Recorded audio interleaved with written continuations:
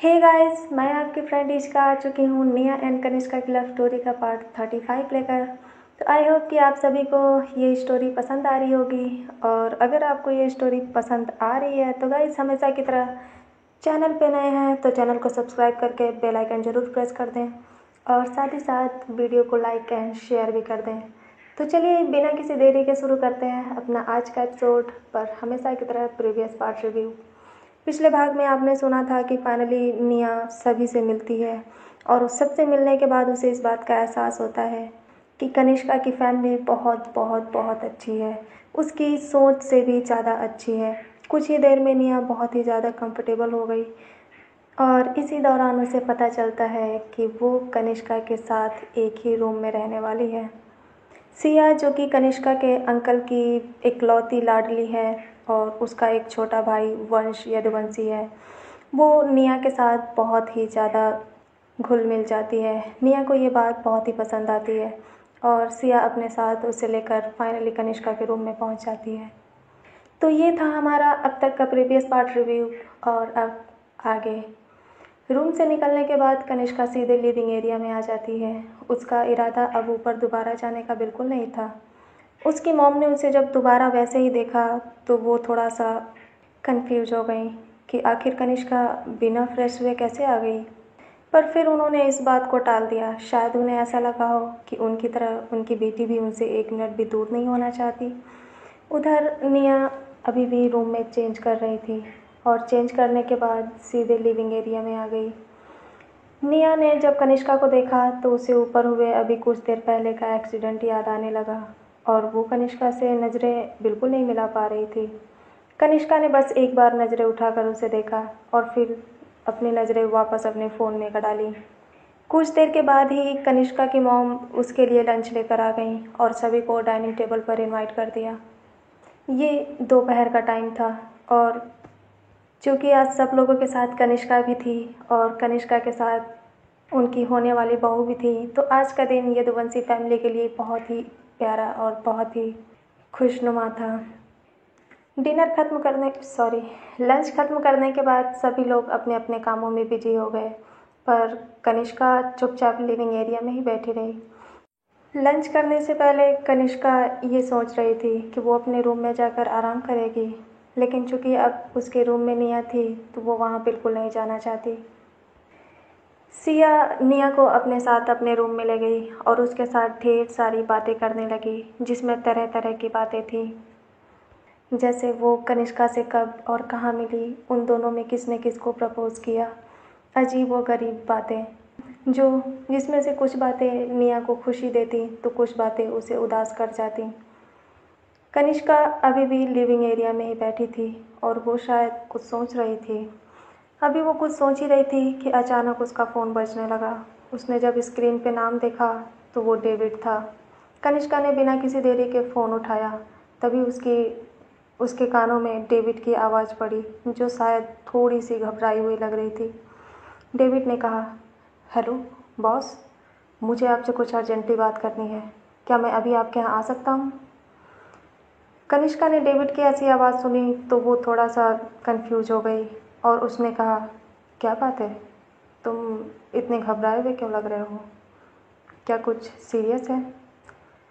कनिष्का की बात सुनकर डेविड ने कहा, यस बॉस, एक्चुअली मैं जिस मैटर पे आपसे बात करना चाहता हूँ वो निया कपूर को लेकर है।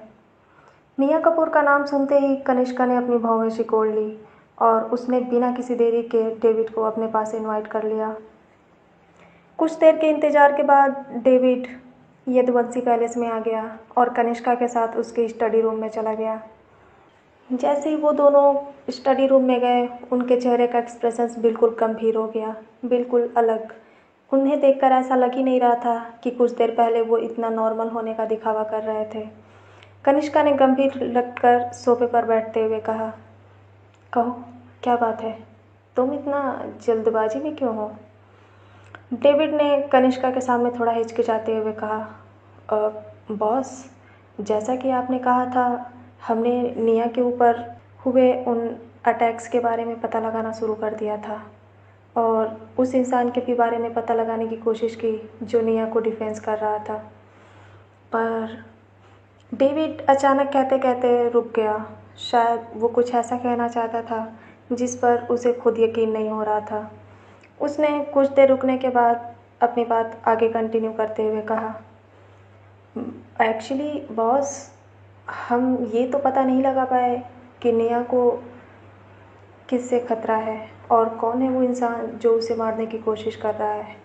पर जो लोग हमारे कब्जे में हैं, हमने उनसे पूछताछ करने की कोशिश की।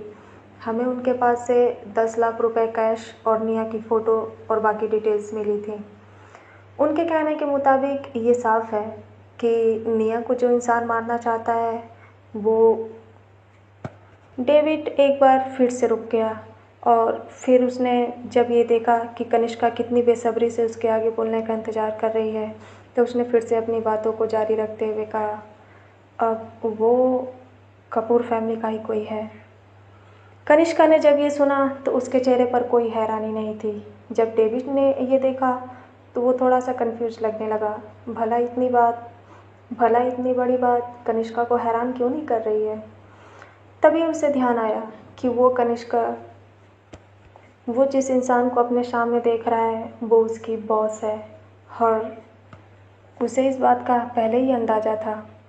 डेविड ने आगे कहा, अब हालांकि हम ये बात जानते हैं कि नेहा को जिस इंसान से ख़तरा है वो कपूर हाउस में ही कोई है, पर हमें इस बात का अभी पता नहीं चला है।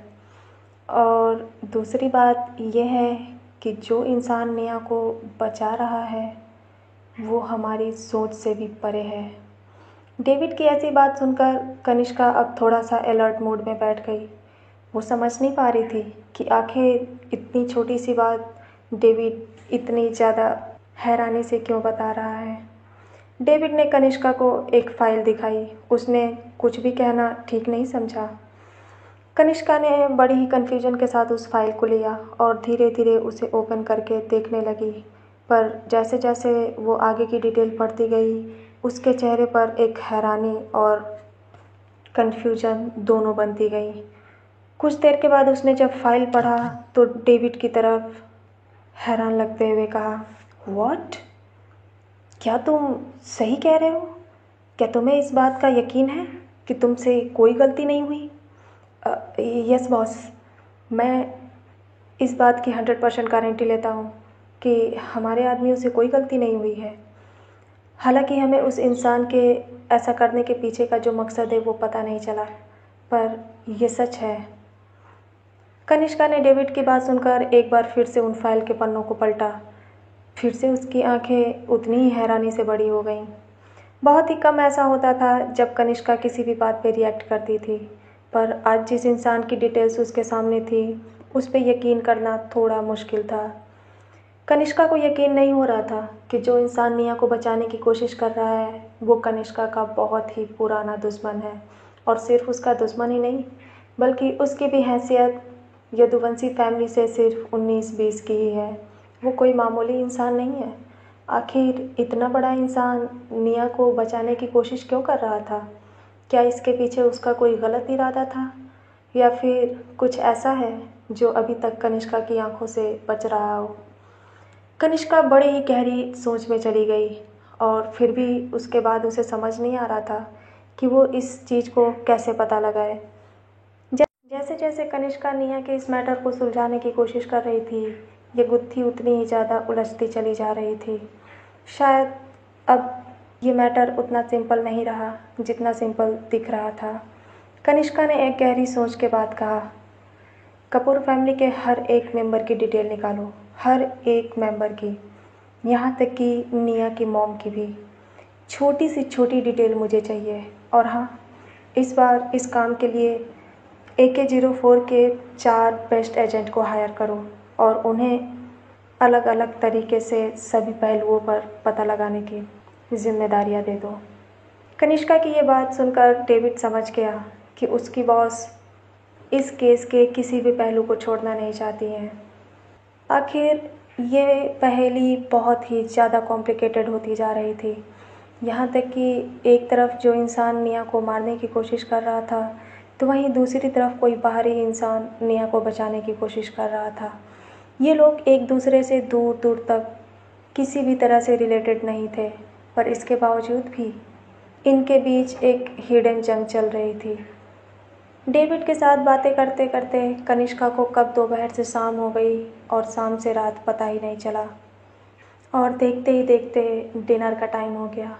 डिनर करने के बाद निया अपने रूम में चली गई और वो कनिष्का से बात करने के लिए बेसब्री से इंतज़ार करती रही। आज निया कुणाल की मौत के बाद जो कुछ भी हुआ और उससे पहले जो कुछ भी हुआ कनिष्का से बताना चाहती थी, उसे समझाना चाहती थी कि वो इस बारे में कुछ भी नहीं जानती थी। लेकिन बहुत देर तक इंतज़ार करने के बाद भी कनिष्का नहीं आई। देखते ही देखते रात के 11 बज गए और अब निया के चेहरे पर उदासी के साथ साथ नींद भी दिखने लगी। उधर कनिष्का अब भी स्टडी रूम में बैठी थी। उसके पास कुछ ज़्यादा काम नहीं था। उसके हाथों में अभी डेविड की दी हुई फाइल थी और वो उसी पर अभी भी अपने दिमाग के घोड़े दौड़ा रही थी। बहुत देर तक सोचने के बाद फाइनली कनिष्का ने उस फाइल को बंद करके अलग रख दिया।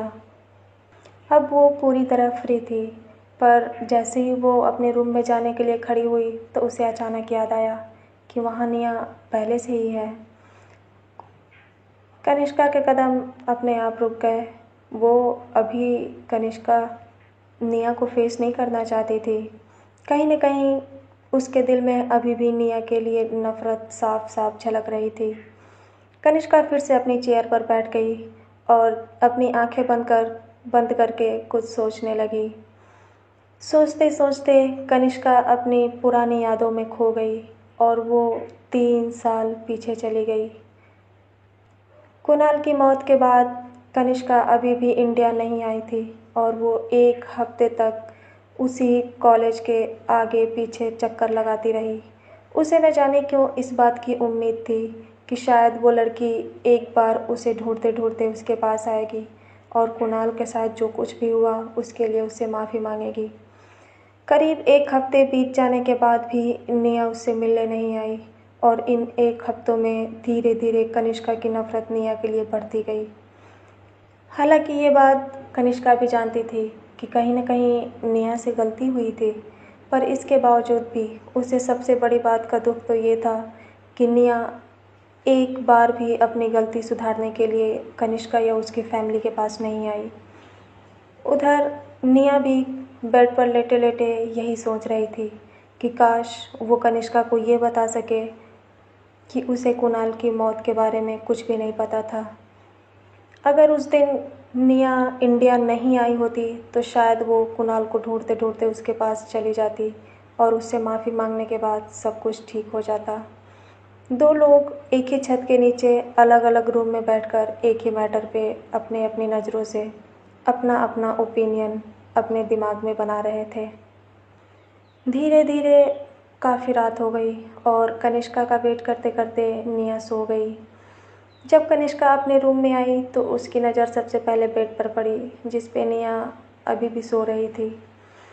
कनिष्का धीरे से उठी और हमेशा की तरह एक पिलो और चादर उठाकर जाकर सोफे पर सो गई। देखते ही देखते ये अजीब रात सुबह में बदल गई। सुबह के 7 बजे यदुवंशी पैलेस। मिसेस देविका यदुवंशी हमेशा की तरह उठकर पूजा कर रही थीं। बाकी लोग अपने अपने कामों में बिजी थे। कनिष्का की आंटी अपने ऑफिस के सिलसिले में कंट्री से बाहर चली गईं। आज उनकी सुबह की ही फ्लाइट थी। निया के उठने से पहले कनिष्का रेडी होकर नीचे आ गई और ब्रेकफास्ट करके ऑफिस के लिए निकल गई। वंश और सिया अब भी अपने रूम में सो रहे थे। सब कुछ पहले की तरह चलने लगा। ऐसा लग रहा था कि जैसे कभी कुछ हुआ ही ना हो। धीरे धीरे वक्त गुजरता गया और देखते ही देखते इस बात को 1 हफ्ते निकल गए। 1 हफ्ते बाद वक्त के साथ साथ निया पूरी तरह यदुवंशी हाउस में कंफर्टेबल महसूस करने लगी। अब हर एक मेंबर उसे अपनी फैमिली की तरह मानता था। इस बीच सिया और निया के बीच की दोस्ती और भी ज़्यादा गहरी हो गई और वंश के साथ भी उसकी अच्छी बॉन्डिंग थी। जो ग्रुप 2 लोगों का था अब वो 3 लोगों का हो गया और ये तीनों मिलकर खूब सारी मस्ती करते थे। कपूर फैमिली में भी सब कुछ ठीक चल रहा था। हालांकि कपूर कॉरपोरेशंस का कंट्रोल कनिष्का के हाथों में था, पर इसके बावजूद भी उसने किसी भी स्टाफ को जॉब से नहीं निकाला था।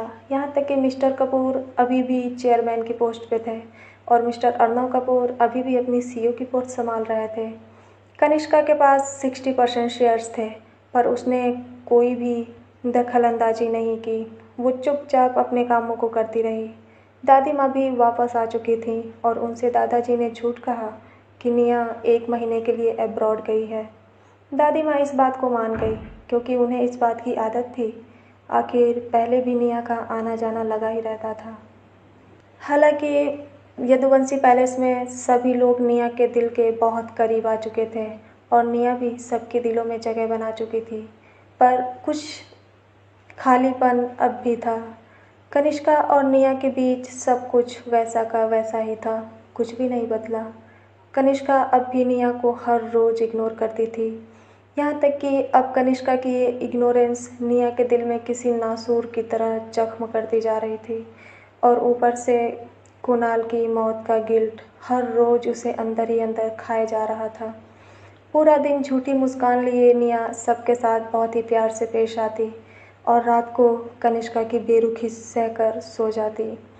एक ही छत के नीचे एक ही रूम में रहकर भी निया कनिष्का को सिर्फ डाइनिंग टेबल पर ही देख पाती, क्योंकि कनिष्का निया के सोने से पहले कभी अपने रूम में ही नहीं आती। निया के सोने के बाद कनिष्का सोने के लिए आती और चुपचाप हमेशा की तरह सोफे पर सोकर सुबह सबसे पहले उठकर ऑफिस चली जाती। निया के लिए ये पल, ये दिन किसी मौत से कम नहीं थे। कभी कभी तो वो ये सोचती कि कुणाल एक ही मौत मरा, पर उसके गम में निया हर रोज़ एक नई मौत मरती है।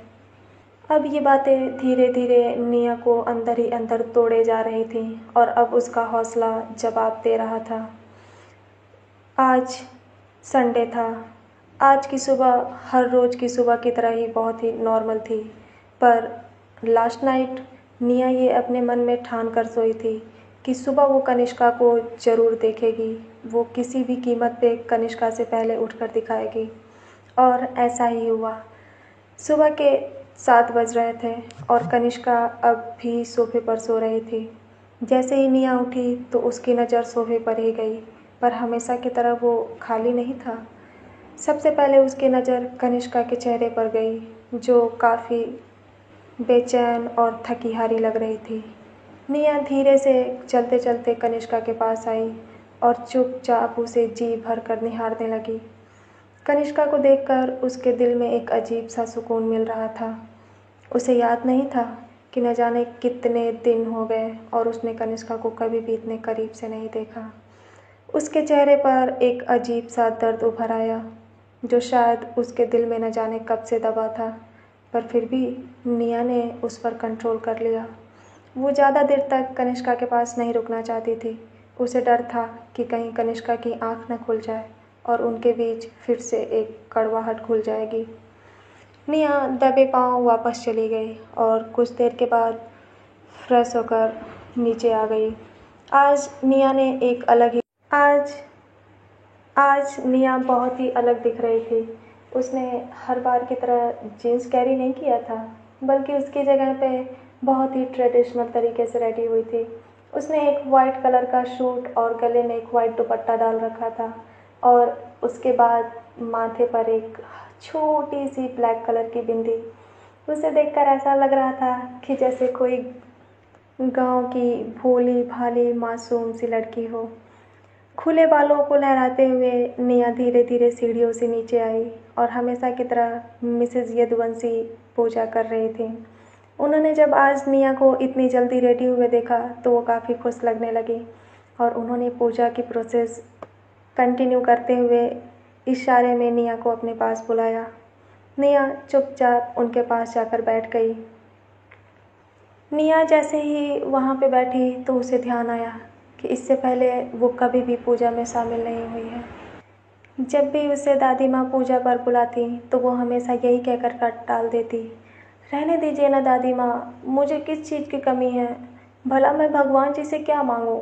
जाइए, मुझे सोना है।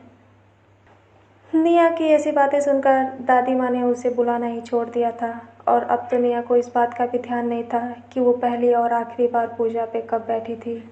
अचानक उसे अपनी बातें याद आते हुए कुछ अजीब लगा और उसने फाइनली अपना अपना ध्यान पूजा की तरफ लगा लिया। उसने जब सामने रखी कृष्ण राधा की मूर्ति देखी तो बस देखती रह गई। न जाने क्यों वो उनमें खोती ही चली गई। उसके दिमाग में तरह तरह की बातें चलने लगी और निया को इस बात का पता ही नहीं चला कि कब उसके दोनों हाथ अपने आप जुड़ गए और वो एक गहरे दर्द के साथ चुपचाप कान्हा जी को देखती जा रही थी। उसने अपनी आंखें बंद कर ली और मन ही मन कहने लगी, कान्हा जी, आप क्या मुझसे बदला ले रहे हैं? मुझे पता है मैंने पहले आपके सामने हाथ जोड़ने से मना कर दिया था, तो शायद आप मेरा इम्तिहान ले रहे हैं कि मैं आपसे कब तक दूर रह सकती हूँ। देखिए, मैं हार गई, मैं हार कर आ गई आपके पास। मेरे पास आज भी सब कुछ है, पर सबसे अनमोल चीज़ जिसे मैं इस दुनिया में सबसे ज़्यादा प्यार करती हूँ वो मेरे पास नहीं है। आप बहुत खुश होंगे ना? निया अपने मन की भड़ास कान्हा जी पे निकाले जा रही थी और वो मन ही मन उनसे शिकायत भी कर रही थी। उसने मन ही मन आगे कहा, कान्हा जी, मुझे पता है मैंने बहुत सारी गलतियाँ की हैं। पहले मैं किसी की भी तकलीफ़ को तकलीफ़ नहीं, किसी की भी फीलिंग्स को फीलिंग्स नहीं समझती थी। पर प्लीज़ मेरा यकीन करिए, मैं उस समय नादान थी, मुझे सही गलत की समझ नहीं थी। पर आज मैं समझ गई हूँ कि किसी की फीलिंग्स क्या होती है, किसी के लिए प्यार क्या होता है, रिश्ते के मायने क्या होते हैं। कान्हा जी, प्लीज़ मुझे माफ़ कर दीजिए, मुझे मेरा प्यार दे दीजिए। ये बोझ मेरे दिल पर जो इस समय है वो मुझसे और बर्दाश्त नहीं होता। मैं अब और कुणाल की मौत का गिल्ट लेकर जी नहीं पाऊंगी कान्हा जी। मैं अब और कनिष्का की नफ़रत बर्दाश्त नहीं कर सकती। मैं हारने लगी हूँ। मुझे डर लगने लगा है कहीं मैं इस नफ़रत और मोहब्बत की जंग में हार न जाऊँ। प्लीज़ कान्हा जी, क्या आप मुझे माफ़ करेंगे? क्या मैं कभी कनिष्का के दिल में जगह बना पाऊंगी? क्या मेरे गलतियों की कोई माफ़ी नहीं? 14 वर्ष बाद तो श्री राम जी के भी वनवास खत्म हो गए थे, फिर मैं इतने दिनों से क्यों परेशान हूँ? मेरी तकलीफ़ें क्यों नहीं कम हो रही हैं? क्या मेरा गुनाह इतना बड़ा है? हाँ, मैंने कर दी नादानी में गलती, पर मुझे अपनी गलतियों पर बहुत ज़्यादा अफसोस है। प्लीज़ मुझे माफ़ कर दीजिए कान्हा जी, मुझे माफ़ कर दीजिए। मेरे दिल का दर्द अब मुझसे बर्दाश्त नहीं होता। कुछ चमत्कार कर दीजिए कान्हा जी, प्लीज़ कुछ चमत्कार कर दीजिए। मैं आज के बाद से ऐसी गलती कभी नहीं करूँगी। मैं आपसे वादा करती हूँ, मैं कभी भी किसी का दिल नहीं दुखाऊंगी। क्या आप मुझे माफ़ करेंगे? कनिष्का निया अपनी बात कहते कहते रोने लगी। हालांकि वो मन ही मन में गॉड जी से प्रे कर रही थी, पर फिर भी उसकी आंखों से आंसू लगातार बह रहे थे। वो तो ये भी भूल गई कि मिसेस यदुवंशी उसके बगल में ही बैठी हैं। जब उन्होंने निया को ऐसे रोते हुए देखा तो अचानक वो घबराने लगी। उन्हें समझ नहीं आ रहा था कि हमेशा खुश दिखने वाली निया आखिर किस दर्द और किस गम से गुजर रही है। वो उससे कुछ पूछना चाहती थी, लेकिन जब उनकी नज़र सामने कान्हा जी पर पड़ी तो वो रुक गईं। उन्हें पता था कि अगर आज तक निया ने उनसे कोई बात शेयर नहीं की तो ज़रूर ये कोई बहुत ही बड़ी बात होगी। कहते हैं कि भूख लगने पर बिना रोए एक माँ भी अपने बच्चे को दूध नहीं पिलाती, तो भला बिना हाथ जोड़े भगवान हमारी गलतियों और हमारी तकलीफ़ों को कैसे कम कर सकते हैं? शायद कान्हा जी भी निया के आने का ही इंतज़ार कर रहे थे और वो भी ये चाह रहे थे कि निया आकर अपनी तकलीफ़ों को उनके सामने कहे। और जब निया को अपनी गलतियों का एहसास हो ही चुका था तो भला और कितने दिन तक उसे इस तकलीफ़ में रखना सही होता।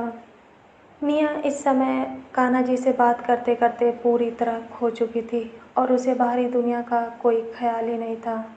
धीरे धीरे पूजा पूरी भी हो गई और यदुवंशी पैलेस में एक सुकूनदायक शंख बजने की आवाज़ गूंजने लगी।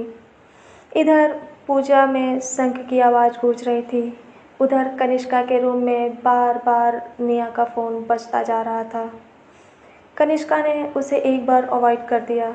उसे लगा कि शायद कोई फालतू कॉल होगी और उसने अपने कानों पर पिलो रख लिए और एक बार फिर से सोने लगी। कुछ देर तक फ़ोन बिल्कुल साइलेंट रहा और उसके बाद अचानक एक बार फिर से बजने लगा। अब कनिष्का की आंखें पूरी तरह खुल गईं और वो इस फ़ोन की घंटी से काफ़ी परेशान हो चुकी थी। मन ही मन चिल्लाते हुए कनिष्का सोफ़े से उठी और वो उस फ़ोन के पास पहुंची। वो उस फ़ोन को ऑफ़ करने के लिए गई थी, लेकिन जैसे उस फ़ोन की स्क्रीन पर उसने प्राइवेट नंबर को देखा तो अचानक वो होश में आ गई। वो मन ही मन सोचने लगी कि नेहा के फ़ोन पर किसी प्राइवेट नंबर से कौन फ़ोन कर सकता है। वो नेहा की कॉल अटेंड नहीं करना चाहती थी, ये उसके मैनर्स के ख़िलाफ़ थे, पर उसका फ़ोन बार बार बज रहा था। कनिष्का ने अपनी नज़र इधर उधर दौड़ाई। उसने बाथरूम का दरवाज़ा खोल के चेक किया, नेहा कहीं भी नहीं थी। थक हार कर वो उसे रखने के लिए टेबल की तरफ मुड़ गई, पर जैसे वो उसे रखने वाली थी वो फ़ोन एक बार फिर से बजने लगा। अब कनिष्का के पास कोई भी ऑप्शन नहीं था और बिना बन के उसने फ़ोन रिसीव कर लिया। जैसे ही उसने फ़ोन रिसीव करके अपने कानों में लगाया तो उसे एक शख्स की आवाज़ सुनाई दी। हेलो, क्या मेरी बात मिस निया कपूर से हो रही है? उस इंसान की बातें सुनकर कनिष्का समझ गई कि ये निया को बिल्कुल नहीं जानता। कनिष्का ने कुछ भी नहीं कहा, उसने बस इतना कहा, जी, आप कौन? कनिष्का ने इतना कहा ही था कि उस आदमी ने आगे बोलते हुए कहा, मैं कौन हूँ ये मैटर नहीं करता, मैंने फ़ोन किस लिए किया है ये मैटर करता है। उस आदमी की ऐसी अजीब बातें सुनकर कनिष्का की आंखें अब पूरी तरह खुल गईं। वो समझ नहीं पा रही थी कि ये ऐसा अजीबोगरीब आदमी निया के फ़ोन पर क्यों कॉल कर सकता है। उसने आगे उससे पूछा, क्या मतलब है आपका? आप कहना क्या चाहते हैं? मैं बस ये कहना चाहता हूँ कि क्या तुम मेरा क्या मतलब है और मैं क्या कहना चाहता हूँ, इसे जानने के लिए तो तुम्हें मुझसे मिलना पड़ेगा। 3 दिन के बाद रॉयल होटल के ठीक सामने एक छोटा सा कैफ़े है। शाम के 5 बजे तुम मेरा वहाँ इंतज़ार करना। मैं तुमसे कुछ ऐसी बातें करना चाहता हूँ जो शायद तुम्हारे और तुम्हारे फ्यूचर दोनों के लिए बहुत ही अच्छे हैं। उस आदमी की ऐसी बातें सुनकर कनिष्का अब बिल्कुल सीधी खड़ी हो गई और वो कन्फ्यूजन के मारे ये सोचने लगी कि ये आदमी कौन है और ऐसी कौन सी इम्पोर्टेंट बात है जो वो निया से करना चाहता है। उसने अपनी बातों को बिना घुमाए सीधे पूछते हुए कहा, आखिर मैं एक अनजान इंसान से मिलने कैसे आ सकती हूँ? मैं कैसे भरोसा करूँ कि तुमसे मिलना सेफ होगा? किसने कहा कि तुम मुझ पे भरोसा करो? मुझे फ़र्क नहीं पड़ता कि कोई मुझ पर भरोसा करता है या नहीं, पर मैं तुमसे बस इतना कहना चाहता हूँ कि अगर तुम कुणाल यदुवंशी की मौत का सच जानना चाहती हो तो ठीक 5 बजे मेरी बताई हुई जगह पर वापस आ जाना। जैसे ही कनिष्का के कानों में उसके आखिरी शब्द पड़े, कनिष्का बिल्कुल हैरान हो गई और उसकी आंखें बड़ी हो गईं। उसने कुछ देर तक कोई भी मूवमेंट नहीं किया। वो चुपचाप खड़ी रही और फिर उसके बाद उस आदमी की आवाज़ सुनकर वो होश में आई। उसने होश में आते ही पूछा, क्या? कुणाल यदुवंशी की मौत? तुम क्या कहना चाहते हो? भला इसमें और क्या है जो जानना बाकी है? क्या इस दुनिया को ये नहीं पता कि कुणाल यदुवंशी कॉलेज की बिल्डिंग से गिर के मरा था? कनिष्का की ये बात सुनकर वो आदमी फिर से हंसने लगा। और उसने कहा, ये तो इस दुनिया को पता है, पर मैं जो तुमसे बताना चाहता हूँ वो सच्चाई से बिल्कुल परे है। कुणाल यदुवंशी सुसाइड सुसाइड की वजह से नहीं मरा, बल्कि उसे मारा गया था। जैसे ही उस आदमी ने इस आखिरी शब्द को कहा, कनिष्का की बॉडी में एक अजीब सी सिहरन सी दौड़ गई और उसे ऐसा लग रहा था कि जैसे उसका खून सूख गया हो। ऊपर से नीचे तक वो अपनी जगह पर जम गई और आज पहली बार उसके दिल की धड़कन तेज हो गई। उसने हैरान लगते हुए बड़ी धीमी आवाज़ में कहा, क्या बकवास कर रहे हो? ये कैसे पॉसिबल है? पूरी दुनिया जानती है कि कुणाल यदुवंशी ने सुसाइड किया था, फिर तुम ये कैसे कह सकते हो कि उसका मर्डर हुआ था? उस आदमी ने फिर से कहा, अगर तुम्हें मेरी बातों पर यकीन नहीं है तो तुम अपनी सो कॉल्ड गर्लफ्रेंड से ये जाकर क्यों नहीं पूछती कि कुणाल का मोबाइल फ़ोन अभी तक क्यों नहीं उनके हाथ लगा? जैसे ही उस आदमी ने कनिष्का के सामने कुणाल के मोबाइल फ़ोन का जिक्र किया तो कनिष्का की आंखें एक बार फिर से बड़ी हो गईं। उसे याद आया कि जब वो कुणाल के पास गई थी तो उसने उसके फ़ोन को ढूंढने की कोशिश की थी, पर उसके पास से उसे कोई भी चीज़ नहीं मिली। बहुत ही पता लगाने के बाद भी उसे उस फ़ोन के बारे में कुछ भी नहीं पता चला, तो उसने ये मान लिया कि शायद वो फ़ोन किसी स्टूडेंट ने उठा लिया होगा। पहले कनिष्का को उस आदमी की बातों पर यकीन नहीं हो रहा था, लेकिन जब उसने उसके फ़ोन का जिक्र किया तो उसे अब धीरे धीरे उसकी बातों पर यकीन होने लगा। उस आदमी ने अपनी बातों को कंटिन्यू करते हुए कहा, जिस दिन कुणाल यदुवंशी की मौत हुई थी उस दिन मैं वहीं पर था, उसी कॉलेज की बिल्डिंग पर। मेरी आंखों के सामने उसे मारा गया था और मेरे पास उसका सबूत भी है। तो क्या तुम अब भी ये जानना चाहती हो कि मुझसे मिलना तुम्हारे लिए कितना फ़ायदेमंद होगा? तभी कनिष्का ने उस आदमी को बीच में टोकते हुए कहा, पर तुम मेरी मदद क्यों करना चाहते हो? तुम्हें इसमें क्या फ़ायदा है?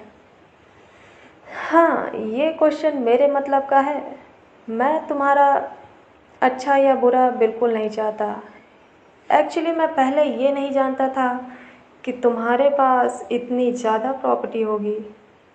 मैं बस इतना कहना चाहता हूँ कि उस रिकॉर्डिंग के लिए मुझे 20 लाख रुपए चाहिए। अगर तुम्हें मंजूर है तो 3 दिन बाद शाम 5 बजे कैश लेकर के आ जाना। मैं तुम्हें तुम्हारे सबूत वापस मैं तुम्हें तुम्हारे सबूत के साथ कुछ और भी चीज़ें बताऊंगा जो शायद तुम्हारे लिए काम की होगी। इतना कहकर उस आदमी ने फ़ोन कट कर दिया, पर उसके बाद भी कनिष्का अब भी अपने कानों में फ़ोन को लगाए चुपचाप खड़ी थी। उसे अब भी यकीन नहीं हो रहा था कि उसने जो सुना वो सच था।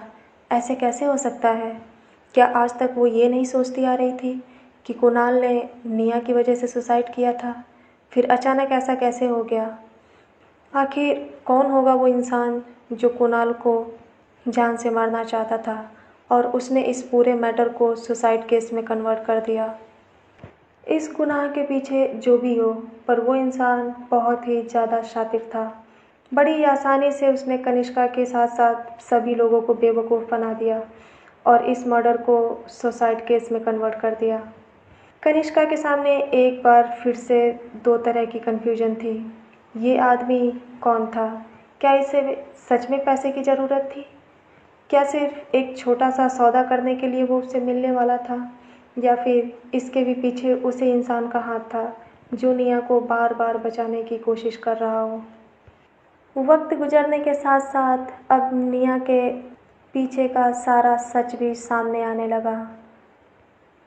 अचानक कनिष्का के दिमाग में निया का चेहरा आया और उसका दिल एक बार फिर से काँप उठा।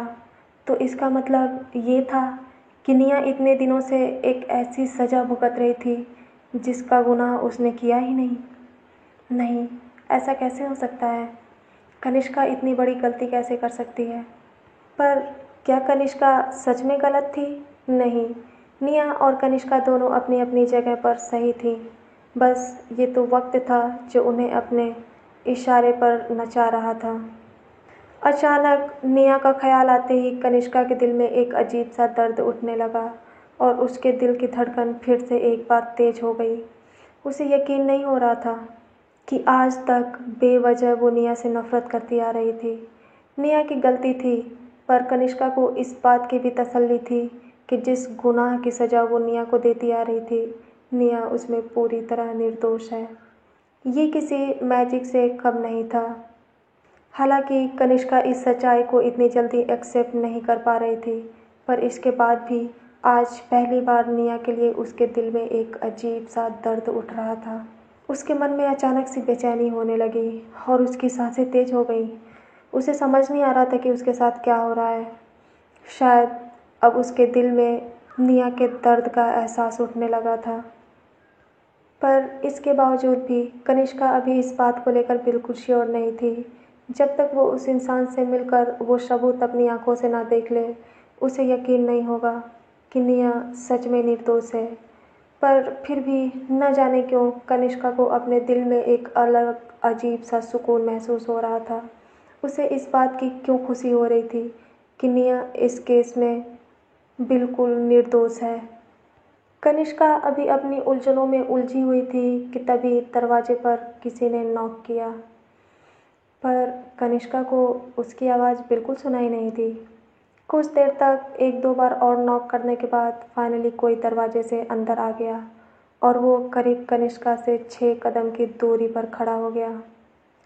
कनिष्का अभी भी निया का फ़ोन अपने हाथ में लेकर कुछ सोच रही थी। तभी अचानक उसके कानों में किसी की बहुत ही प्यारी सी धीमी सी आवाज़ पड़ी। कनिष्का। वो निया थी। हालांकि निया कनिष्का को बेइंतहा प्यार करती थी, पर जैसे जैसे वो कनिष्का के करीब आती गई और कनिष्का की सच्चाई और उसका अलग एक रूप उसे दिखता गया, वैसे वैसे उसके प्यार गहरे होने के साथ साथ उसके दिल का डर भी गहरा होता गया और अब वो कनिष्का से काफ़ी डरती थी। घर के बाकी लोगों का भी यही हाल था। जब कनिष्का के कानों में निया की आवाज़ गूंजी तो अचानक फिर से उसके दिल में एक अजीब सी हलचल हुई। कनिष्का ने निया की आवाज़ पहली बार नहीं सुनी थी। उसने कई बार अपने कानों से निया को कनिष्का कहते हुए सुना था, पर हर बार की तरह इस बार नहीं था। इस बार कुछ अलग था। कनिष्का को ऐसा महसूस हो रहा था कि जैसे निया की आवाज़ इस बार उसके कानों में नहीं बल्कि उसके दिल तक घर कर गई हो। कुछ देर पहले जो हैरानी थी उसने उसे छुपा लिया और खुद को नरम दिखाने की कोशिश करते हुए वो धीरे से पीछे मुड़ी और जैसे ही वो पीछे मुड़ी तो बस निया को देखती ही रह गई। निया आज बहुत ही प्यारी और मासूम लग रही थी। उसने वाइट कलर का फ्रॉक सूट पहन रखा था और उसके गले में बहुत ही सॉफ्ट वाइट मैचिंग दुपट्टा था। उसने अपने हाथों में आरती की थाली ली हुई थी जिसमें दीपक जल रहा था। उसके माथे पे छोटी सी बिंदिया और खुले स्ट्रेट बाल जो बहुत ही ज़्यादा शाइनिंग कर रहे थे। कनिष्का ने जब ऐसे निया को अपने सामने देखा तो उसे ऐसा लग रहा था कि जैसे न जाने कितने सदियों बाद वो उसे देख रही हो। अचानक उसकी नज़र निया की आंखों से जा टकराई और वो बस उसे देखती ही रही। देखते ही देखते उसके मन में ये भी चल रहा था कि उसने कभी इस बात पर गौर क्यों नहीं किया। निया पूरी तरह से बदल चुकी थी। अब ये वो निया नहीं थी जो एक वक्त पर अपनी दौलत, रुतबे और अपनी पावर का घमंड हर किसी को दिखाया करती थी। उसकी आंखों में गुरूर रहता था और जुबान पे कड़वाहट। पर आज जो निया कनिष्का के सामने थी वो उससे बिल्कुल अपोजिट थी। उसकी आवाज़ बहुत ही ज़्यादा मीठी थी, आंखों में बेइंतहा प्यार था, होठों पर प्यारी सी स्माइल थी और उसके चेहरे पर एक मासूम बच्चे की तरह एक्सप्रेशंस थे। वो अपनी सहमी सी आंखों से कनिष्का को देख रही थी, जैसे वो डर रही थी कि कहीं उसका यहाँ आना कनिष्का को फिर से नाराज़ न कर दे। पर इस बार कुछ अलग था। कनिष्का निया की तरफ देख तो रही थी, पर उसकी आंखों में गुस्सा नहीं, एक अजीब सी फीलिंग्स थी। उसके दिल में उसके लिए नफरत नहीं, एक अजीब सी बेचैनी थी। अचानक कनिष्का को ऐसा लग रहा था कि जैसे वो तड़प रही हो। उसके दिल की बेचैनी अब बढ़ती जा रही थी। उसने अपने हाथ बंद कर लिए और ज़ोर से अपनी मुट्ठियों को कस लिया। बिना किसी एक्सप्रेशंस के, बिना हिले डुले, कनिष्का एकटक बस निया को देखे जा रही थी। कनिष्का की गहरी छोटी आंखें जब निया की आंखों से टकराई तो निया के दिल में फिर से जोरदार हलचल हुई। उसे ऐसा लग रहा था कि जैसे वो ये फीलिंग्स न जाने कितने दिनों बाद महसूस कर रही हो। उसे एक गलतफहमी हो गई। उसने सोचा कि शायद उसका आना कनिष्का को पसंद नहीं आया, इसीलिए कनिष्का उसे ऐसे देख रही है। धीरे धीरे निया हेजिटेशंस के मारे पीछे खिसकने लगी और वो वहाँ से जाने के लिए मुड़ गई। पर जैसे ही उसने अपने कदम बढ़ाए, कनिष्का की आवाज़ उसके कानों में पड़ी, निया। कनिष्का ने सिर्फ निया का नाम ही लिया था, पर इस बार उसका तरीका इतना ज़्यादा अलग था। इस बार उसकी बातों में एक अजीब सी फीलिंग्स थी जो सीधा जाकर निया के दिल पे लगी। सिर्फ कनिष्का के एक शब्द से ही निया के दिल की धड़कन तेज होने लगी और वो अपनी जगह पर किसी बर्फ की तरह जम गई। कुछ देर के बाद वहाँ पर एक अजीब सा सन्नाटा फैल गया, जिसे ख़त्म करते हुए कनिष्का आगे बढ़ी और वो निया के ठीक पीछे आकर खड़ी हो गई। निया को इस बात का एहसास भी नहीं था और वो धीरे से कनिष्का को देखने के लिए पीछे मुड़ी। पर जैसे ही वो पीछे मुड़ी, अचानक कनिष्का को अपने इतना करीब देखकर घबरा गई और डर से पीछे हटने लगी। पर इसी बीच उसका बैलेंस बिगड़ गया और वो लगभग आरती की थाली लेकर गिरने ही वाली थी। पर इससे पहले कि निया गिर पाती, कनिष्का ने उसके हाथों को पकड़ लिया। अब निया के हाथ आरती के थाली पर थे और कनिष्का के हाथ निया के हाथों पर। धीरे धीरे कनिष्का ने निया को संभाला और निया चुपचाप अपनी जगह पर खड़ी हो गई।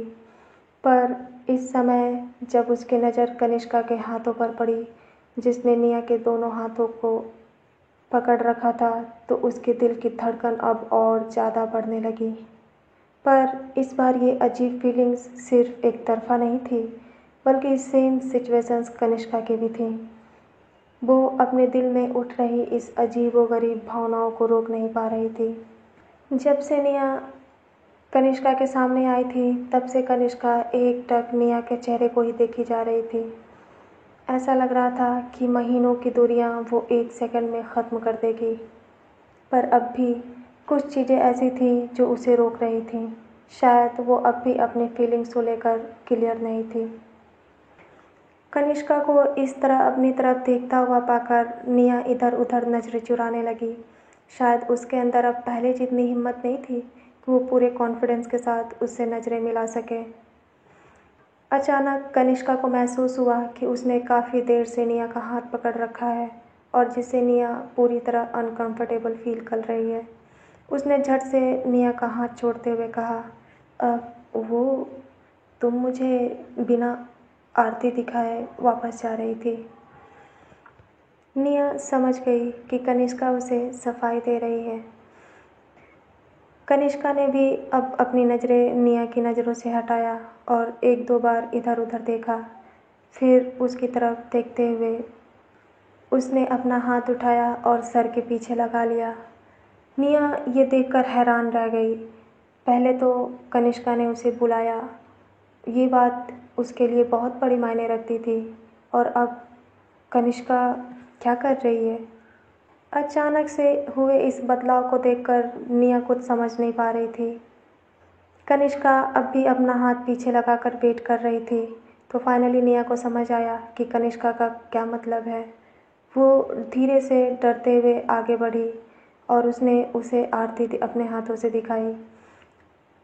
हालांकि कनिष्का ने अभी भी शावर नहीं लिया था, पर इसके बावजूद भी वो अपने माथे पर टीका लगाने के लिए रेडी हो गई। निया ने अपने नाजुक छोटे छोटे हाथों से उसके माथे पर छोटा सा तिलक लगाया। जब निया उसे तिलक लगा रही थी तो वो कनिष्का के काफ़ी करीब थी और इस समय कनिष्का की नज़र बस निया के चेहरे पर ही थी। तिलक लगाकर जैसे ही निया पीछे हट रही थी तो उसकी भी नज़र एक बार फिर से कनिष्का की आंखों से जा टकराई। कुछ देर तक वो दोनों बस एक दूसरे को देखती रहीं। ये फीलिंग्स बहुत ही प्यारी थी जो शायद न जाने कितने दिनों बाद निया अपने दिल में महसूस कर रही थी। इस बार कनिष्का के दिल में कोई भी खालीपन नहीं था, बल्कि उसकी जगह पर एक सॉफ्ट कॉर्नर ने धीरे धीरे निया के लिए जगह बनाना शुरू कर दिया था और कनिष्का को इस बात का एहसास भी नहीं हो रहा था। एक दूसरे को देखने के बाद निया धीरे से पीछे मुड़ी और वहाँ से जाने लगी, पर सिर्फ 2 कदम ही दूर गई थी तभी कनिष्का की आवाज़ एक बार फिर से उसके कानों में पड़ी। अब निया। ये दूसरी बार था जब कनिष्का ने एक ही दिन में उसे रोका हो। निया को अपने कानों पर यकीन नहीं हो रहा था।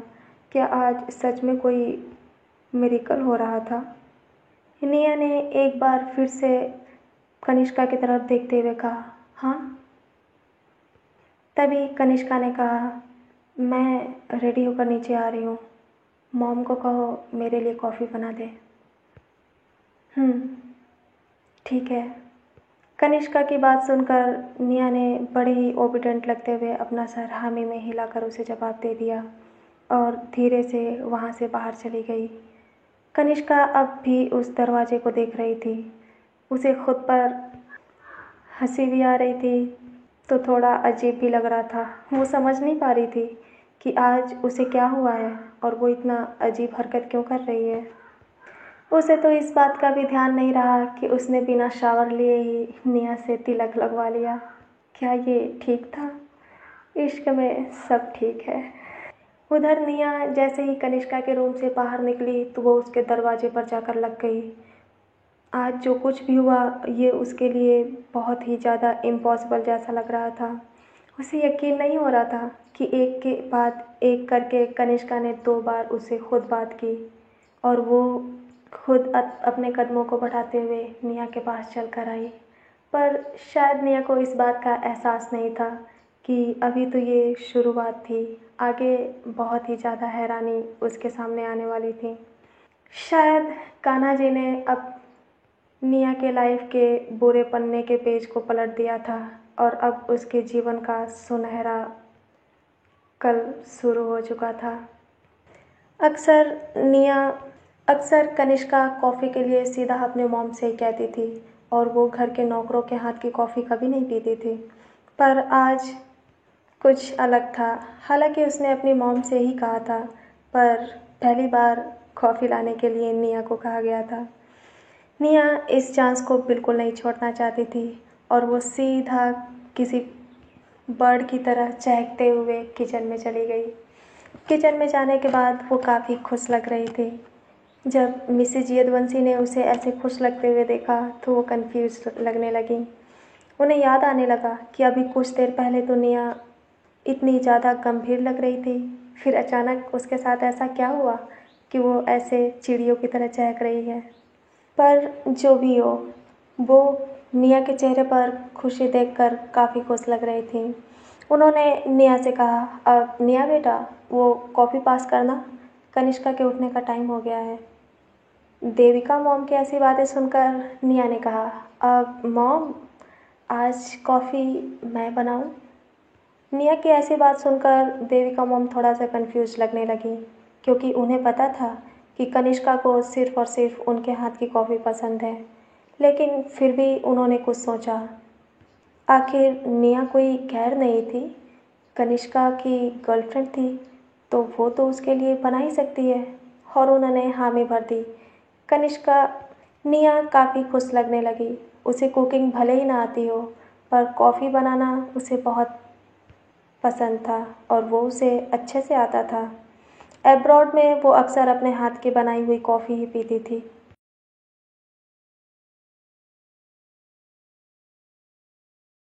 किसी बटरफ्लाई की तरह उड़ते हुए निया बार बार इधर से उधर आ जा रही थी।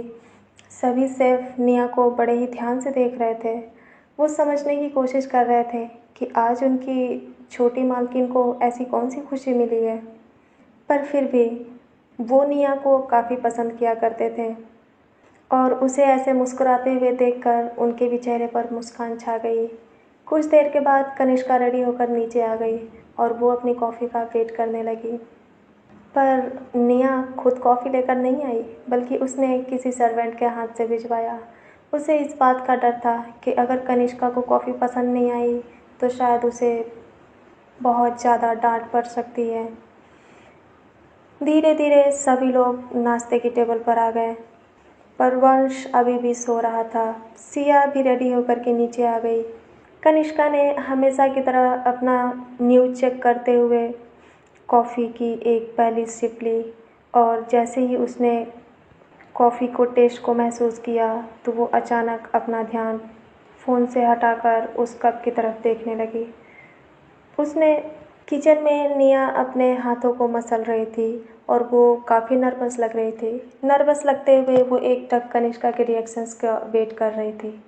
कनिष्का ने कुछ भी रिएक्ट नहीं किया और उसने एक बार फिर से कॉफ़ी पी। जब उसने दोबारा सिप ली तो फाइनली उसने अपने सर्वेंट को बुलाया और उसे सभी को अपने पास बुलाकर पूछा, ये कॉफ़ी किसने बनाई है? सभी लोग हिचकिचाने लगे। वो जानते थे कि निया मैडम ने ये बताने से मना किया है, तो अब वो क्या करते? कनिष्का उन्हें ऐसे हिचकिचाता हुआ देखकर थोड़ा सा अजीब महसूस करने लगी।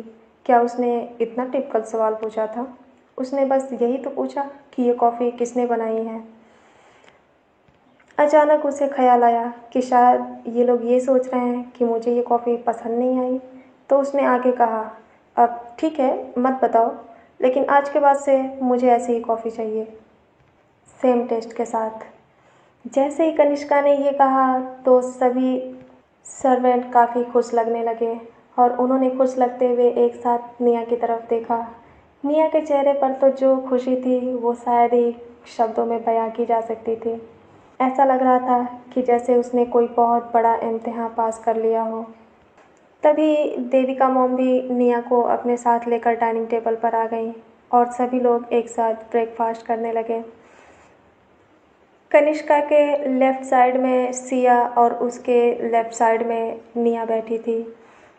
कनिष्का इस समय बिल्कुल सेंटर में थी और उसके सामने दादाजी बैठे हुए थे। हर बार की तरह कनिष्का चुपचाप अपना ब्रेकफास्ट नहीं कर रही थी, बल्कि इस बार उसकी नज़र बार बार कहीं जा रही थी। हाँ, निया पर। जब निया ने ये नोटिस किया तो वो एक बार फिर से कंफ्यूज लगने लगी। उसे समझ नहीं आ रहा था कि एक के बाद एक आज उसके साथ क्या हो रहा है। कनिष्का खुद से उसे बार बार देख रही थी और उसके बाद उसकी आंखों का जो अजीब सा एक्सप्रेशन था वो बहुत ही अलग और मीनिंगफुल था। जब सिया ने निया और कनिष्का को ऐसे एक दूसरे की तरफ चुपके चुपके देखते हुए देखा तो उसके मन में शैतानी सूझने लगी और वो थोड़ा सा कनिष्का की तरफ झुकते हुए बोली, दीदू कंट्रोल, दादाजी सामने हैं। हालांकि उसने धीरे से कहा था, पर चूंकि निया और कनिष्का उसके अगल बगल ही थीं, उन दोनों ने उसकी बात साफ साफ सुनी और निया के चेहरे पर एक अजीब सा ब्लश दिखने लगा। वहीं कनिष्का हेजिटेशन के मारे इधर उधर देखने लगी। आज पहली बार था जब सिया की बातों से उसके दिल में एक अजीब सी हलचल मच रही थी। कुछ ही देर में ब्रेकफास्ट खत्म हो गया और सभी लोग अपने अपने कामों में फिर से एक बार जाने लगे। अगर बात पिछले संडे या फिर बाकी दिनों की जाए तो कनिष्का घर रुकने के लिए एक सेकंड भी राजी नहीं थी, पर आज उसे कुछ अजीब लग रहा था। डेविड हमेशा की तरह उसका इंतज़ार कर रहा था और उसके साथ उसकी सेक्रेटरी शारला भी थी। न जाने क्यों आज कनिष्का का जाने का मन नहीं हो रहा था। उसका दिल हो रहा था कि जैसे आज वो संडे पूरा एंजॉय करे और चुपचाप अपने बाकी मेंबर्स के साथ अपना टाइम स्पेंड करे। हाँ, ये बात अलग है कि बाकी मेंबर से उसका कुछ अलग ही मतलब था, पर कनिष्का जानबूझकर इस फीलिंग्स को एक्सेप्ट नहीं करना चाहती थी। वो बेमन से ऊपर गई और चुपचाप अपने कपड़े निकालने लगी। कुछ देर के बाद न चाहते हुए भी कनिष्का रेडी हो गई, क्योंकि डेविड का यदुवंशी पैलेस में रहना उसे बार बार याद दिला रहा था कि आज उसे कुछ ज़रूरी मीटिंग अटेंड करनी है। कनिष्का धीरे धीरे बालकनी में आ गई और उसने एक नज़र नीचे बैठे सभी लोगों पर घुमाई। निया आज बहुत ही खुश लग रही थी और उसके चेहरे पर एक अजीब सा सुकून दिख रहा था। वो सिया के साथ हंस हंस कर बातें कर रही थी और उसकी मुस्कुराहट देखकर कनिष्का बस एक बार फिर से खो गई। डेविड धीरे से अंदर आ गया और वो अपनी बॉस की तरफ देखने लगा, पर इस समय कनिष्का की नज़र कहीं और ही थी, तो उसने धीरे से अपनी बॉस को इशारा करते हुए कहा, बॉस। हालांकि डेविड इस समय नीचे था, पर फिर भी उस शांत माहौल में डेविड की आवाज़ कनिष्का के कानों तक पहुंच गई और वो होश में आते हुए अपने कदम आगे बढ़ाकर सीढ़ियों से नीचे उतरने लगी। धीरे धीरे वो डेविड और चारला के पास आ गई। कनिष्का को ऐसे खोया हुआ देखकर डेविड को आज थोड़ा अजीब लग रहा था। वो शायद उसके इस बदले हुए बिहेवियर को समझने की कोशिश कर रहा था। निया की नज़र जब कनिष्का पर पड़ी तो अचानक उसे ध्यान आया कि इस घर में रहते हुए ये पहली बार था जब निया कनिष्का को ऑफिस जाते हुए देख रही थी। कनिष्का ने इस समय ब्लैक कलर का बिजनेस सूट पहन रखा था, जिसमें वो बहुत ही ज़्यादा कूल और अट्रैक्टिव लग रही थी। सिया इस समय ठीक निया के सामने ही बैठी थी, तो निया ने कनिष्का को देखने के लिए सिया के पीछे से धीरे से अपनी गर्दन टेढ़ी की और अपनी नीली नीली तारों से टिमटिमाती आंखों से कनिष्का को देखने लगी। जैसे ही कनिष्का उन दो लोगों के साथ आगे बढ़ी तो अचानक वो अपनी जगह पर रुक गई और उसकी नज़र एकदम से निया के ऊपर जा पड़ी। निया ने जैसे ही देखा कि कनिष्का उसे ही देख रही है तो वो हड़बड़ा गई और जल्दबाजी में अपनी नज़रें झुकाकर बैठ गई। अक्सर ऐसा होता था, जब निया कुछ भी छुपाने की कोशिश करती थी तो नर्वस लगते हुए बार बार अपने बालों को अपने कानों के पीछे फंसाने की कोशिश करती थी। हालांकि निया ऐसा पहले कई बार कर चुकी थी, पर न जाने क्यों आज कनिष्का को उसकी ये हरकत बहुत ही ज़्यादा क्यूट लग रही थी। एक तो निया का ये नया ट्रेडिशनल लुक और ऊपर से उसकी ये क्यूट क्यूट हरकतें, भला कौन अपना दिल न हारे। कनिष्का के चेहरे पर बहुत ही छोटी सी मुस्कान आ गई। वो मुस्कान इतनी ज़्यादा छोटी थी कि किसी को उसके सामने से भी न दिखे।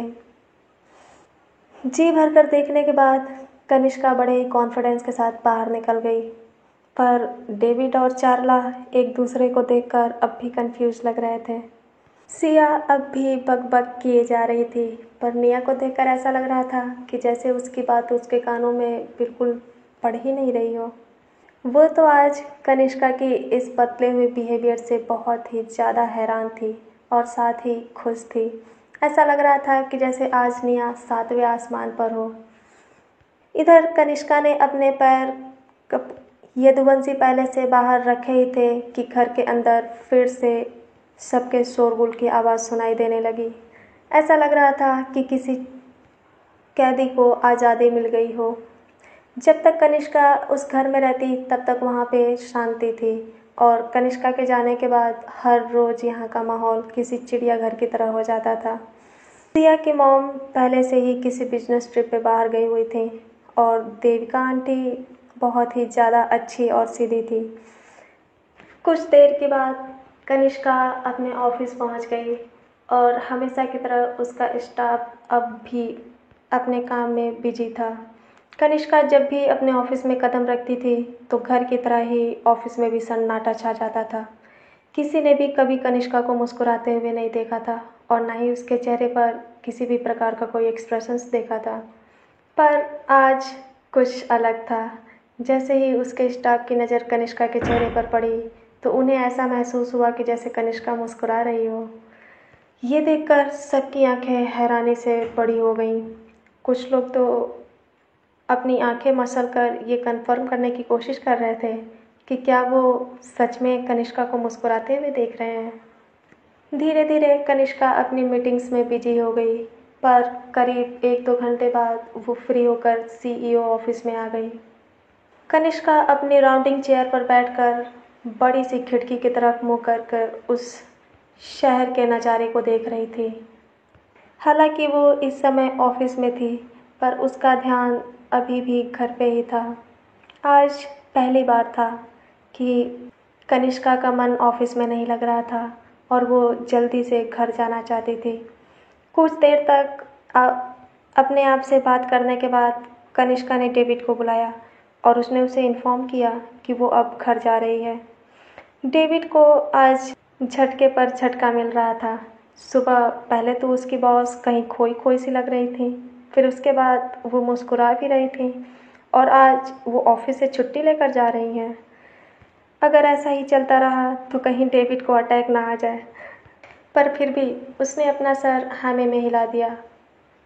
कनिष्का दोपहर के टाइम धीरे धीरे अपने ऑफिस से बाहर आ गई और वो अपने ड्राइवर के साथ घर के लिए निकल गई। इधर घर पे सभी लोग बंदर की तरह शोर मचा रहे थे। क्योंकि इस समय कनिष्का नहीं थी और आज संडे था, तो वो सभी लोग फ्री थे और अब तो उनकी टीम में निया भी थी। निया भी आज सुबह से बहुत ही ज़्यादा खुश थी, तो वो उनकी इस शैतानी में कैसे न पार्ट लेती। देविका मॉम अपने रूम में ऊपर आराम कर रही थी। नीचे लिविंग एरिया में वंश, सिया और निया तीनों लोगों ने उधम मचा रखी थी। वंश अपनी टॉय गन के साथ खेल रहा था और सिया और निया एक डिजाइन पर डिस्कस कर रही थी। वो दोनों कुछ बनाने की कोशिश कर रही थी, पर तभी एक सोफे पर रखा पिलो उन दोनों के सर पे आ लगा। उन दोनों ने हैरान लगते हुए अपनी नज़रें ऊपर उठाई तो वंश अपने हाथ में दूसरी पिलो लेकर के खड़ा था। ये देखकर सिया ने कहा, वंश के बच्चे, अभी रुक जा, मैं तुझे अभी मजा चखाती हूँ। तूने मेरा ड्राफ्ट खराब कर दिया। ये कहकर सिया ने भी एक पिलो उठा लिया और उसने जोर से वंश के सर पे दे मारा। जब सिया ने अब इस जंग का ऐलान कर ही दिया था तो फिर आगे क्या करना था। देखते ही देखते एक वार उन तीनों में छिड़ गई और अब निया के ऊपर भी पिलो का अटैक होने लगा। कुछ देर पहले तक जो लिविंग एरिया बहुत ही साफ सुथरा और शांत दिख रहा था, अब उसे देखकर ऐसा लग रहा था कि जैसे ये कोई कबूतर खाना हो। सभी लोग एक दूसरे पर अटैक कर रहे थे और बीच बीच में छुपने की कोशिश भी कर रहे थे। तभी उन लोगों की लड़ाई के बीच कुछ नया हुआ। निया सोफे के पीछे से छुपकर अटैक करने की कोशिश कर रही थी। तभी उसके कानों में एक आवाज़ पड़ी, देखो, बचो। पर निया ने जब इस आवाज़ को सुना तो वो बचने की बजाय उस इंसान की तरफ देखने लगी और तभी वो तकिया उसके मुंह पर आ लगा। पर जिस इंसान ने भी उसे बचने के लिए कहा था, उसे देखकर निया हैरान लगने लगी। उसे ये समझ नहीं आ रहा था कि ये बिन बुलाया मेहमान कहाँ से आ गया और आते ही उनकी लड़ाई में भी शामिल हो गया। तभी सामने से उस शख्स ने कहा, अरे अरे, माना कि मैं स्मार्ट हूँ, पर इसका मतलब ये नहीं कि तुम मुझसे फ्लर्टी नज़रों से देखो। तुम्हारे लिए अच्छा है कि तुम अपनी लड़ाई पर ध्यान दो, वरना तुम इस गेम में हार जाओगी। चलो, अब मैं तुम्हें सिखाता हूँ कि अटैक कैसे करना चाहिए। ये कहकर रोहन निया की तरफ से वंश और सिया पर अटैक करने लगा। निया और सिया को देखकर ऐसा लग रहा था कि रोहन के इस अचानक सी एंट्री से उन्हें कोई फ़र्क नहीं पड़ा और उन्होंने अपना अटैक तेज कर दिया। जोरदार लड़ाई शुरू हो गई। रोहन रोहन मल्होत्रा, कनिष्का के मामा जी का एकलौता लाडला, जो कुछ दिन पहले ही यूके से वापस इंडिया आया था और आते ही उसे पता चला कि कनिष्का वापस आ गई है, तो वो उससे मिलने के लिए यदुवंशी पैलेस आ गया। और जब वो इस यहाँ पर पहुँचा तो उसने अपने सामने हो रही उस जंग को देखा। हमेशा की तरह अपने सेल्फ लविंग अंदाज में रोहन उस लड़ाई में कूद पड़ा और बिना किसी इनविटेशन के वो निया का साथ देने लगा। निया रोहन के इस अजीब बिहेवियर से थोड़ा हैरान लगने लगी, पर जब उसके ऊपर एक के बाद एक अटैक होने लगे तो उसने भी अपना ध्यान लड़ाई में फोकस किया। रोहन अपने मुंह से अपनी तारीफ कर ही रहा था कि एक तकिया उसके भी मुंह पर आ लगा और तभी उसके बाद निया उसे देखकर जोर जोर से हंसने लगी। पर जैसे ही उस इंसान ने निया को हंसते हुए देखा तो बस वो देखता ही रह गया। वो निया से बिल्कुल एक कदम दूरी पर ही सोफे के पीछे बैठा था और अपने ऊपर आ रहे उन अटैक्स को अब रोकने की कोशिश भी नहीं कर रहा था। वो निया की हंसी में पूरी तरह खो गया। उसे देखकर ऐसा लग रहा था कि जैसे उसने ऐसी खूबसूरती पहले कभी नहीं देखी थी। अचानक निया को ऐसे खिलखिलाकर हंसता देखकर रोहन के भी चेहरे पर स्माइल आ गई और उसने कहा, ब्यूटीफुल। अब तक पूरा लिविंग एरिया एक भूचलखाना बन चुका था। यह किसी घोड़े के अस्तबल से कम नहीं लग रहा था। कुछ देर के बाद रोहन अपने होश में आया और उसने अपना इंट्रो देते हुए कहा, हाय, आई एम रोहन मल्होत्रा, कनिष्का का कजिन ब्रदर। निया ने जब ये सुना तो उसने हंसना बंद कर दिया और वो रोहन की तरफ देखने लगी। रोहन बहुत ही ज़्यादा हैंडसम था, इतना ज़्यादा कि कोई आम लड़की उसे देखे तो उसके प्यार में पागल ही हो जाए। पर निया किसी आम लड़की की तरह तो थी नहीं। पर शायद उन्हें ये नहीं पता था कि कोई है जो उन्हें काफ़ी देर से ऐसे हंसते हुए देख रहा है और जिसके दिल में एक अजीब सी ज्वालामुखी उठ रही है। रोहन इस समय बिल्कुल निया के पास बैठा हुआ था और वो उसकी तरफ फेस करके उसे ही देख रहा था। निया भी इस समय रोहन को ही देख रही थी, पर उन दोनों के देखने का तरीका और इरादा अलग था। अपनी इन उलझनों और लड़ाई के बीच वहाँ मौजूद उन चारों लोगों को इस बात का पता ही नहीं चला कि कनिष्का कब यदुवंशी पैलेस के एंट्रेंस पे आके खड़ी हो गई और उन्हें इस तमाशे को करते हुए काफ़ी देर से देख रही थी। पहले तो कनिष्का को गुस्सा आया, लेकिन वो गुस्सा इतना ज़्यादा नहीं था जितना रोहन और निया को एक दूसरे के पास देखकर आ गया। तो गाइस, ये एपिसोड बहुत ही ज़्यादा लॉन्ग हो गया। आगे सुनेंगे कि रोहन निया और कनिष्का के बीच कैसा किरदार निभाएगा। क्या रोहन की एंट्री इन दोनों के नए नए उठ रहे इस प्यार को ख़त्म कर देगी या जलन के मारे कनिष्का को मजबूर कर देगी अपने दिल की बात कहने के लिए। तो क्या होगा जब सभी लोगों की नज़र कनिष्का पे पड़ेगी और कनिष्का उन्हें कैसे पनिश करेगी। जानने के लिए सुनते रहिए मेरे यानी कि इश्का के साथ एक कहानी ऐसी भी। मिलते हैं अपने अगले एपिसोड में, तब तक के लिए tata bye bye, love you all.